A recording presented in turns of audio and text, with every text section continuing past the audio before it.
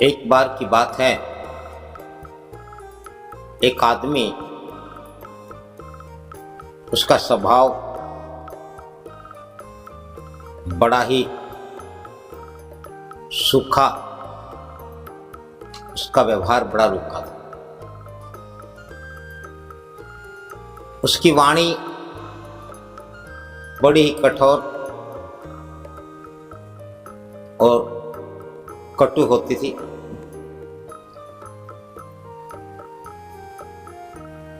बड़ी कर्कश थी। हालांकि वह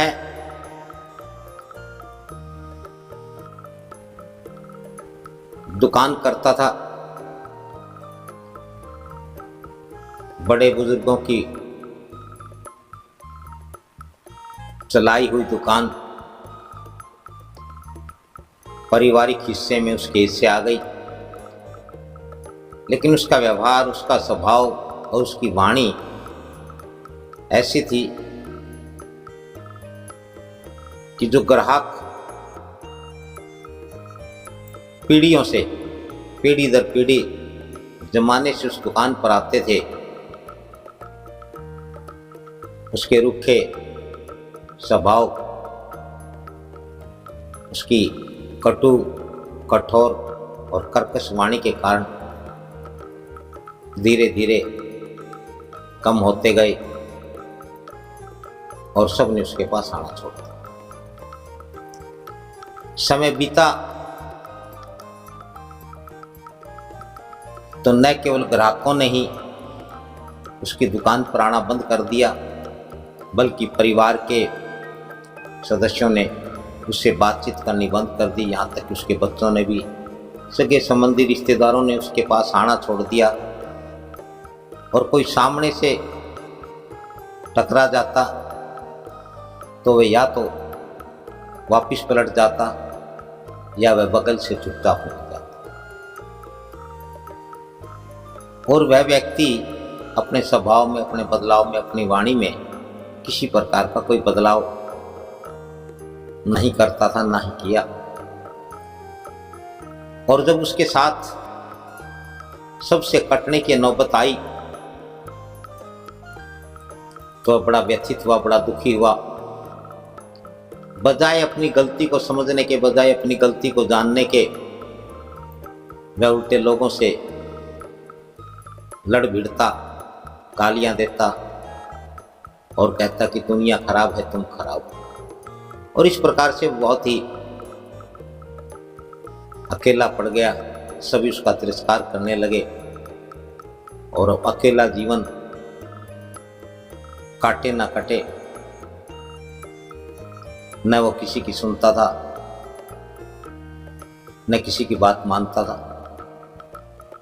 वह अपने इस व्यवहार से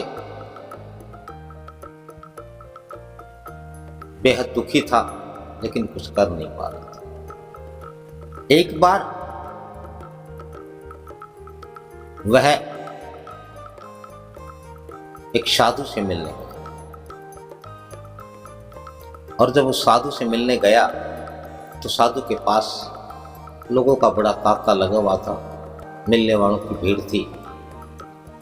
वह भी साधु से मिलने चला जाता है और वह एक तरफ बैठ जाता है। वह देखता है कि सभी लोग साधु के पास जाते हैं, साधु के लिए कुछ न कुछ लेकर के जाते हैं, अपनी श्रद्धा अर्पण करते हैं, वहाँ भेंट चढ़ाते हैं, साधु का आशीर्वाद लेते हैं, चरण स्पर्श करते हैं, अपनी बात कहते हैं और साधु की बात सुन करके वापस आते हैं। और इस प्रकार से पूरा दिन बीत जाता है। शाम हो गई,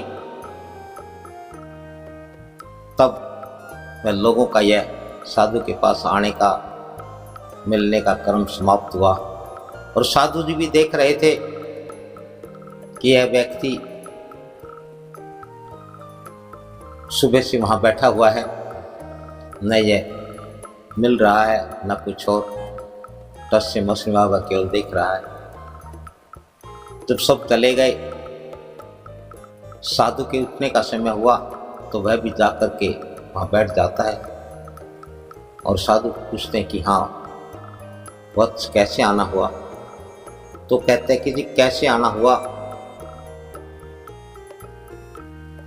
ये पूरा संसार, सभी लोग, सारी दुनिया बहुत खराब है। कोई मुझसे बात करके खुश नहीं, कोई मेरी बात सुनने के लिए तैयार नहीं। और इस प्रकार से अपने पूरे जीवन की गाथा उसने कह सुनाई। साधु जी ने भी उसके चेहरे के भावों को पढ़ा, देखा, उसकी वाणी, उसका उठा व्यवहार, उसका स्वभाव। साधु समझ गए कि खोट सारा इसी में है, इसका व्यवहार खराब है, इसका स्वभाव खराब है, इसकी वाणी कटु और कर्कश है, इसके चेहरे पर तनाव है और इसका चेहरा तनाव के कारण देखने लायक नहीं रह गया है, भयावना और डरावना है। तो भला लोग इससे क्यों संबंध रखें, क्यों इसकी बात सुने, क्यों इसे देखें? साधु ने कुछ नहीं कहा, उससे यही कहा कि ठीक है एक काम करते हैं। बोला जी बोलो। साधु ने कहा कि तुम जाओ और एक दीपक लेकर के आओ। वह व्यक्ति गया, एक दीपक लेकर के आया। बोला जी ये लो महाराज दीपक ले आया। साधु ने कहा कि अब रुई लेकर के आओ। वह फिर जाता है, रुई लेकर के आता है और साधु जी कहते हैं कि अब इस रुई की बत्ती बनाओ। उसने रुई की बत्ती बनाई। उन्होंने कहा जी बत्ती तो तैयार हो गई है। तो साधु जी कहने लगे इसे दीपक में लगाओ। उसने बत्ती को दीपक में डाल दिया। कहने लगे कि अब इसमें पानी भर दो। उसने पानी भर दिया। साधु ने पूछा क्या तुम्हारे पास दिया सलाई है? कहने का नहीं। तो कहता जाओ एक दिया सलाई लेके। वो दिया सलाई लेके आया। कहने लगे कि अब इस दीपक को जगाओ। अब जब उस दीपक को जगाने लगा तो दीपक नहीं जगता है और इस प्रकार से वह एक एक करके सारी तिलियां फूंक देता है। पूरी दिया सलाई जल जाती है लेकिन दीपक नहीं जलता। तब वह साधु से कहता है कि महाराज यह दीपक तो नहीं जला। तो साधु कहने लगे दीपक तेल से जलता है। तेल स्नेह होता है, प्यार होता है, और तुमने इसमें पानी डाल दिया जो रूखा है, जो सूखा है, जो बेजान। अब बता पानी से दीपक कैसे जलेगा? दीपक तो स्नेह से जलेगा, स्नेह रूपी तेल से जलेगा। जाओ